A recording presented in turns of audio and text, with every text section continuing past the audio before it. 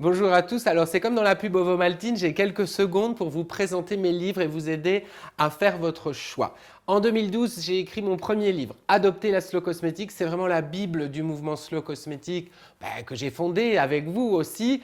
Il vous explique comment vous libérer des slogans trompeurs, du marketing, des formules qui sont très décevantes et il vous donne des alternatives avec des recettes très basiques et très accessibles pour vous chouchouter au naturel.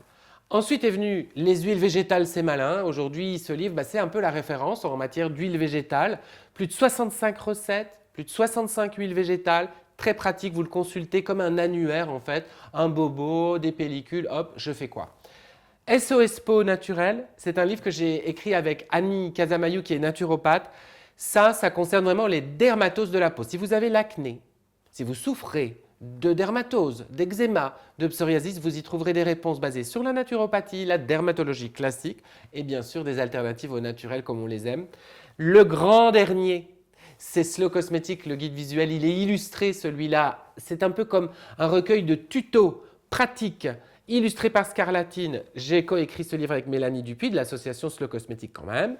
J'ai donc voulu vous présenter de façon très ludique et rigolote, parce que c'est important aussi, des recettes. Il y a plus de 20 recettes quand même, beaucoup plus élaborées que dans ce livre-là. Et puis, bien sûr, il y a le déchiffrage de la liste Inky, des conseils pour votre shopping malin, et puis pour faire du bien à la peau et à la planète. À bientôt en librairie, je compte sur vous.